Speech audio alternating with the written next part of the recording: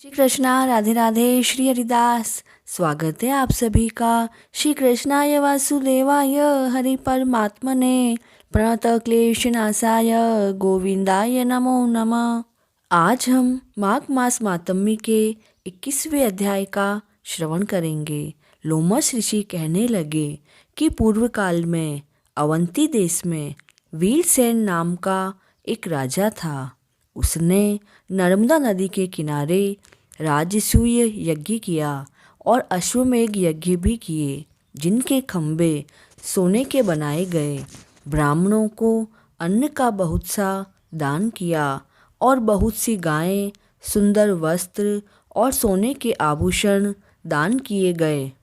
भद्रक नाम का एक ब्राह्मण, जो अत्यंत मूर्ख, कुलहीन, कृषि कार्य करने वाला, दुराचारी तथा अधर्मी था, वह भाई बंधुओं से त्यागा हुआ इधर उधर घूमता हुआ देवयात्रियों के साथ प्रयाग में आया और माघ में उनके साथ 3 दिन तक स्नान किया और वह 3 दिन में ही निष्पाप हो गया।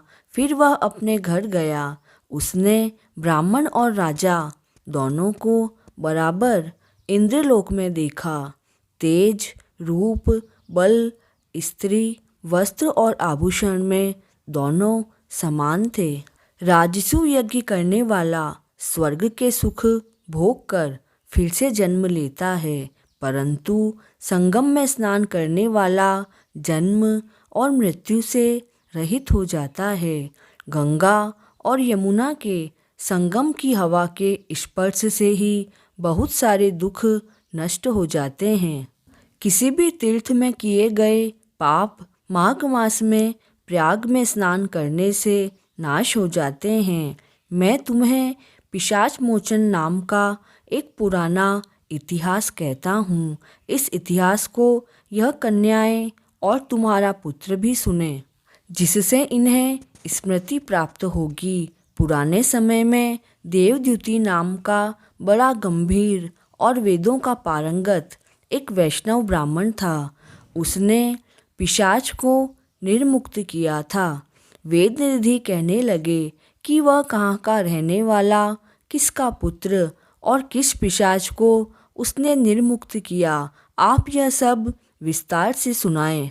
लोमश ऋषि ने कहा कि कल्प यज्ञ से निकली हुई सुंदर सरस्वती के किनारे पर उसका स्थान था।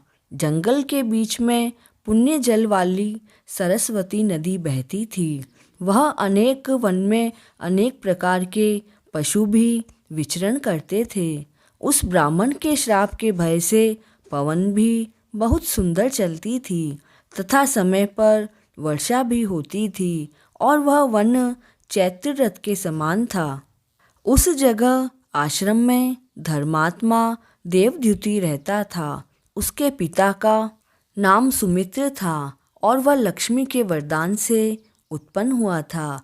वह सदैव आत्मा को स्थिर रखता, गर्मी में अपने नेत्र सूर्य की तरफ रखता, वर्षा में खुली जगह पर तपस्या करता, हेमंत ऋतु में सारस्वत सरोवर में बैठता और त्रिकाल संध्या करता। जितेंद्रिय और सत्यवादी था। अपने आप गिरे हुए फल और पत्तियों का भोजन करता था, जिसका शरीर सूखकर केवल उसमें हड्डियां ही शेष रह गई थी।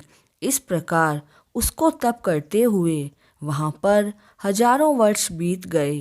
तप के प्रभाव से उसका शरीर अग्नि के समान प्रज्वलित था।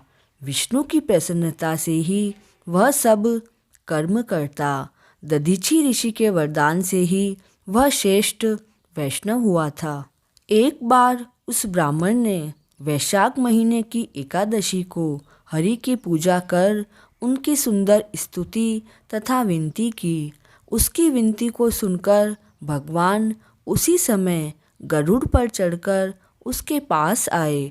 चतुर्भुज, विशाल नेत्र, मेघ जैसा स्वरूप भगवान को स्पष्ट देखकर प्रसन्नता के मारे उसकी आंखों में आंसू भर आए और कृत्य कृत्य होकर भगवान को प्रणाम किया।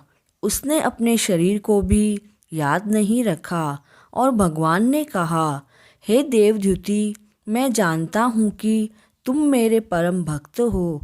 मैं तुमसे अति प्रसन्न हूँ। तुम वर मांगो। भगवान के ऐसे वचन सुनकर प्रेम के मारे लड़खड़ाती हुई वाणी में कहने लगा, हे देवाधिदेव, अपनी माया से शरीर धारण करने वाले आपका दर्शन देवताओं को भी दुर्लभ है। अब आपका दुर्लभ दर्शन भी हो गया है। मुझे और क्या चाहिए?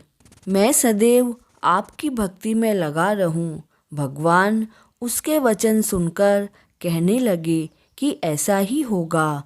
तुम्हारे तप में कोई बाधा नहीं आएगी। जो मनुष्य तुम्हारे कहे गए स्तोत्र को पढ़ेगा, उसकी मुझ में अचल भक्ति होगी। उसके धर्म कार्य सांग पांग होंगे और उसकी ज्ञान में परम निष्ठा होगी। माघ मास मातम्य का 21वां अध्याय पूर्ण हुआ। जय श्री कृष्ण।